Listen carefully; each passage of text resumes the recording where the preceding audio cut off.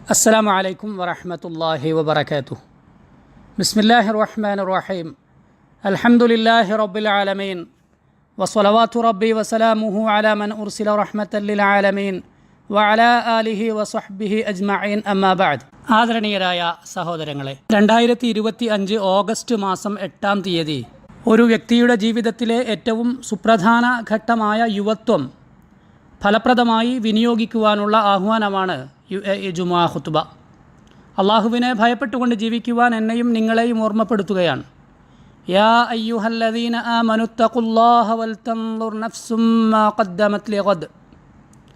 സത്യവിശ്വാസികളെ, നിങ്ങൾ അള്ളാഹുവിനെ സൂക്ഷിക്കുകയും നാളേക്കു വേണ്ടി എന്താണ് ഒരുക്കി വച്ചിരിക്കുന്നതെന്ന് ഓരോരുത്തരും വിചിന്തനം നടത്തുകയും ചെയ്യട്ടെ.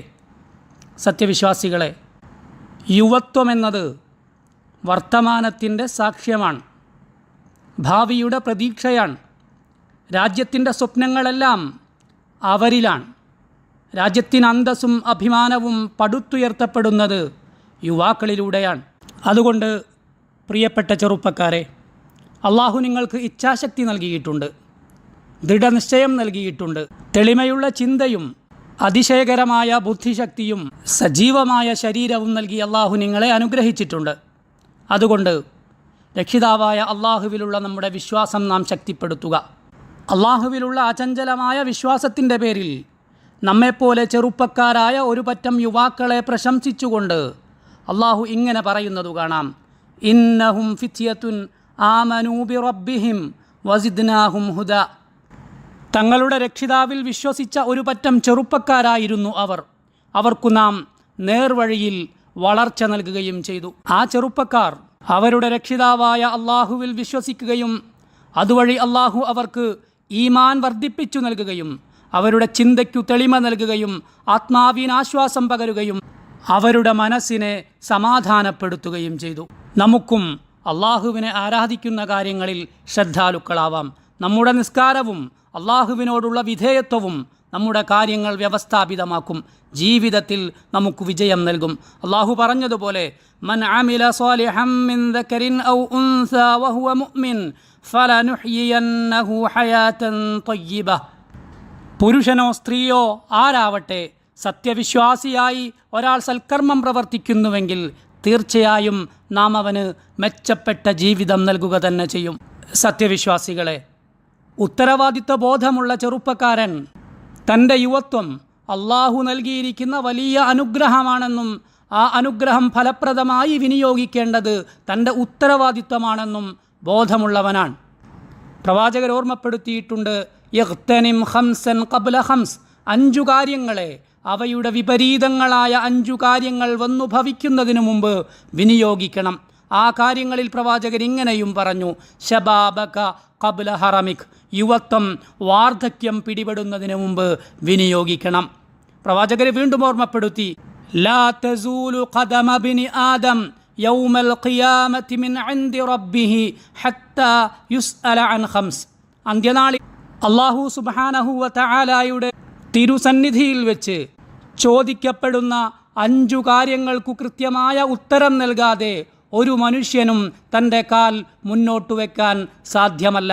ആ 5 കാര്യങ്ങളിലൊന്ന് പ്രവാചകരെണ്ണിയത് ഇങ്ങനെയാണ്: വഅൻ ശബാബിഹി ഫീമ അബ്ലാഹ്.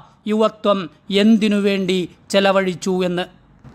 അതുകൊണ്ട് പ്രിയപ്പെട്ട യുവാക്കളെ, നിങ്ങളുടെ യുവത്വം നിങ്ങൾ നല്ല കാര്യങ്ങളിൽ വിനിയോഗിക്കണം.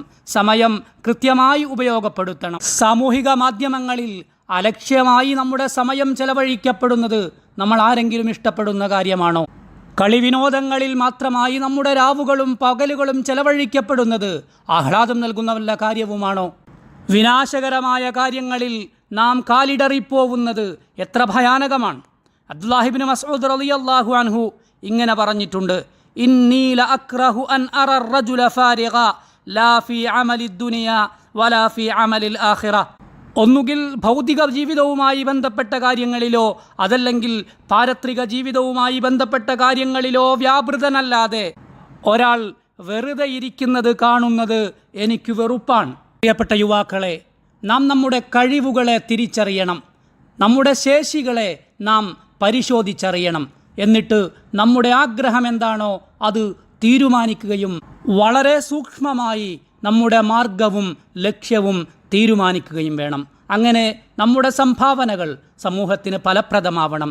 നമ്മുടെ നേട്ടങ്ങൾ വ്യതിരിക്തമാവണം. നല്ല മികവോടെ തൊഴിൽ മേഖലയിലേക്ക് കടന്നു ചെല്ലാൻ നമുക്കാവണം. പരാശ്രയത്വവും മടിയും നാം ഉപേക്ഷിക്കേണ്ടതുണ്ട്.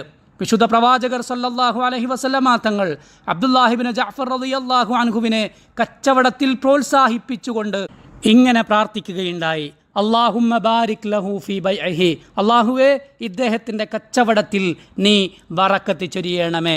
പ്രവാചകർ അബ്ദുല്ലാഹിബ്നു ജഅഫർ റളിയല്ലാഹു അൻഹുവിൻ്റെ കച്ചവടത്തിനു സമീപത്തുകൂടി നടന്നു പോകുമ്പോഴായിരുന്നു ഈ പ്രാർത്ഥന.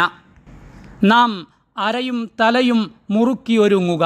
നമ്മുടെ ഉപ്പമാരുടെയും വല്യുപ്പമാരുടെയും അറിവും പരിചയവും അനുഭവവും നാം ഉപയോഗപ്പെടുത്തുക. നമ്മുടെ യുവത്വത്തെ ഫലപ്രദമായി വിനിയോഗിച്ചുകൊണ്ട് നാം സജ്ജരാവുക. അശ്രദ്ധയിലും അനാവശ്യങ്ങളിലും യുവത്വം വിനിയോഗിക്കപ്പെടുന്നത് നാം കരുതലോടെയിരിക്കുക. യുവത്വം നഷ്ടപ്പെട്ടു പോയതിനു ശേഷം അതോർത്തു വിലപിക്കുന്നവരുടെ കഥകളിൽ നിന്ന് നാം പാഠം ഉൾക്കൊള്ളുക. നഷ്ടപ്പെട്ടതിനു ശേഷം ദുഃഖം കൊണ്ടോ വിലാപം കൊണ്ടോ അത് തിരിച്ചെടുക്കാനാവില്ല എന്നു നാം മനസ്സിലാക്കുക. പ്രിയപ്പെട്ടവരെ, നമ്മുടെ യുവത്വം നാം അറിവിൻ്റെയും വിജ്ഞാനങ്ങളുടെയും മാർഗങ്ങൾ തേടേണ്ടുന്ന സമയമാണ്.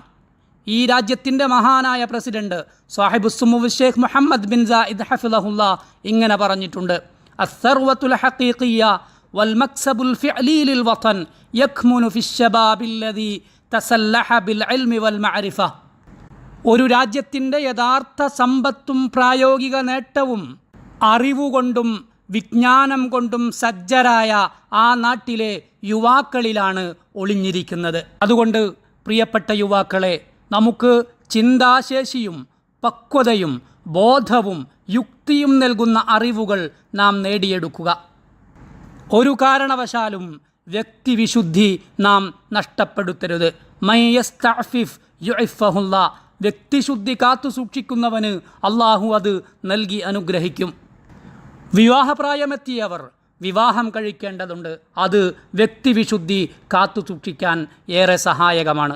പ്രവാചകർ പറഞ്ഞിട്ടുണ്ട്: യാ മഅ്ശറ ശബാബ് മൻ ഇസ്തത്വഅ മിൻകുമുൽ ബാഅത ഫല്യതസവ്വജ് ഫഇന്നഹു അഗദ്ദു ലിൽ ബസർ വഅഹ്സനു ലിൽ ഫർജ്. യുവാക്കളെ, നിങ്ങളിൽ സാധ്യമാവുന്നവർ വിവാഹം ചെയ്യണം. കാരണം അത് നിങ്ങളുടെ കണ്ണുകൾക്ക് സംരക്ഷണമാണ്, ലൈംഗികാഗ്രഹങ്ങൾക്ക് സുരക്ഷിതത്വമാണ്. നാം ഒറ്റയ്ക്കാവുമ്പോൾ നാം മാത്രമല്ലെന്നും അള്ളാഹു കൂടെയുണ്ടെന്നും ഓർക്കുക. നാം മാത്രമാവുമ്പോൾ നാം ചെയ്യുന്ന പാപങ്ങൾ ലോകരക്ഷിതാവായ അള്ളാഹുവിനെ കോപിഷ്ഠനാക്കുമെന്ന് നാം മനസ്സിലാക്കുക. മാത്രമല്ല, അത്തരം പാപങ്ങൾ അള്ളാഹുവിൽ നിന്നുള്ള തൗഫീഖിനെ എടുത്തുകളയുകയും അള്ളാഹുവിൽ നിന്നുള്ള പിന്തുണ നമുക്കില്ലാതാക്കുകയും നമ്മുടെ ആരോഗ്യത്തെ ക്ഷയിപ്പിക്കുകയും ചെയ്യും. ആരോഗ്യമാവട്ടെ നമ്മുടെ ഏറ്റവും വലിയ മൂലധനവുമാണ്. തത്വജ്ഞാനികൾ പണ്ടേ ഇങ്ങനെ പറഞ്ഞിട്ടുണ്ട്: കുട്ടിക്കാലത്ത് നമ്മുടെ അവയവങ്ങളെ നാം സംരക്ഷിച്ചു, അതുകൊണ്ട് നമുക്ക് വയസ്സായപ്പോൾ അവയെ നമുക്ക് വേണ്ടി അള്ളാഹു സംരക്ഷിക്കുന്നുവെന്ന്. നമ്മുടെ ജീവിതം കെട്ടിപ്പടുക്കുവാനും കുടുംബം നിർമ്മിക്കുവാനും രാഷ്ട്രനിർമ്മിതിയിൽ പങ്കാളികളാവുവാനും നാം നമ്മെ തന്നെ പ്രചോദിപ്പിക്കേണ്ടതുണ്ട്. നമ്മുടെ വ്യതിരിക്തമായ ഐഡൻറ്റിറ്റിയും നമ്മുടെ സമൂഹത്തിൻ്റെ ശീലങ്ങളും ആചാരങ്ങളും നമുക്കതിന് പ്രേരണയാവണം. വീട്ടുകാരോടും കുടുംബക്കാരോടും ഹൃദയബന്ധം നാം നിലനിർത്തണം. മുതിർന്നവരുടെ മജ്ലിസുകളിൽ ശാന്തതയോടെ, സമാധാനത്തോടെ, സത്യസന്ധതയോടെ നാം പങ്കാളികളാവുകയും അവരുടെ അറിവും അനുഭവവും ഉപയോഗപ്പെടുത്തുകയും വേണം. നമ്മുടെ വികാരങ്ങളെയും ചിന്തകളെയും നമുക്ക് നിയന്ത്രിക്കാനാവണം. നാം ചെയ്യുന്ന പ്രവർത്തനങ്ങളുടെ അനന്തരഫലങ്ങളെക്കുറിച്ച് നാം നന്നായി ചിന്തിക്കണം. നാവിനെയും അവയവങ്ങളെയും സൂക്ഷിക്കണം. പ്രശ്നങ്ങളും തെറ്റിദ്ധാരണകളും നാം ഉപേക്ഷിക്കണം. ശാരീരികേച്ഛകളെയും ആസക്തികളെയും നാം വേണ്ടെന്നു വെക്കണം. ഇതെല്ലാം ബുദ്ധിശാലികളുടെയും നല്ല മനുഷ്യരുടെയും സ്വഭാവ ഗുണങ്ങളാണ്.